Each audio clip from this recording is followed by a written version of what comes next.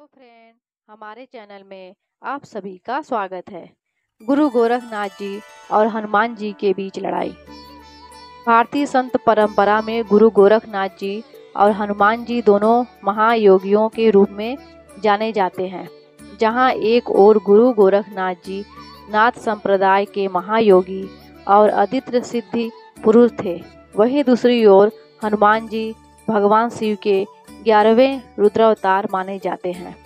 इन दोनों महापुरुषों की कथाओं में एक प्रसिद्ध प्रसंग आता है, जिसमें गुरु गोरखनाथ जी और हनुमान जी के बीच एक रोचक संघर्ष हुआ था। इस कथा के जड़ें आध्यात्मिक शक्तियों की परीक्षा से जुड़ी है।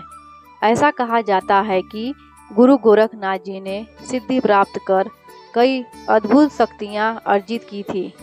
वे योग बल से अदृश्य हो सकते थे, आसमान में उड़ सकते थे तथा किसी को भी अपनी सिद्धियों से पराजित कर सकते थे। हनुमान जी, जो स्वयं परम भक्त और महाबली थे, वे अपने गुरु श्री राम के प्रति पूर्ण समर्पित थे और भक्ति मार्ग के प्रतीक थे।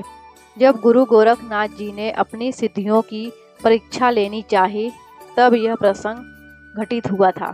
एक दिन गुरु गोरखनाथ जी अपने शिष्यों के साथ भ्रमण कर रहे थे।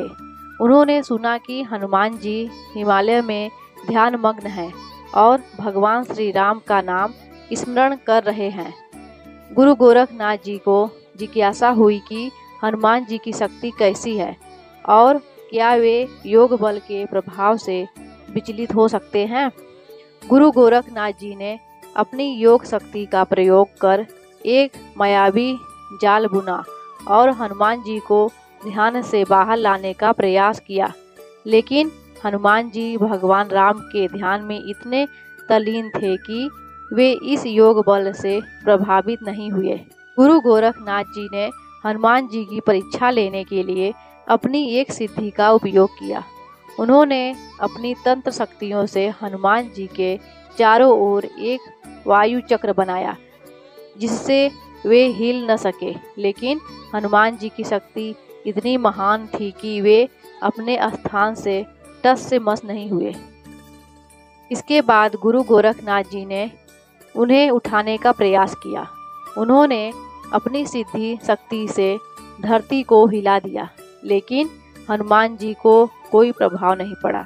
यह देखकर गुरु गोरखनाथ जी को आश्चर्य हुआ। जब गुरु गोरखनाथ जी ने देखा कि उनकी सिद्धियां हनुमान जी पर काम नहीं कर रही है, तो उन्होंने अपने शिष्यों को भी बुला लिया और हनुमान जी को उठाने के लिए सामूहिक शक्ति का प्रयोग किया। लेकिन हनुमान जी तो स्वयं राम भक्त थे और जिनके अंदर अपार बल था। उन्होंने अपनी पूंछ को फैला दिया और पूरी पृथ्वी को ढक लिया। गुरु गोरखनाथ जी जब यह देखा तो उन्होंने अपनी शक्तियों से उस पूंछ को हटाने का प्रयास किया, लेकिन वे असफल रहे।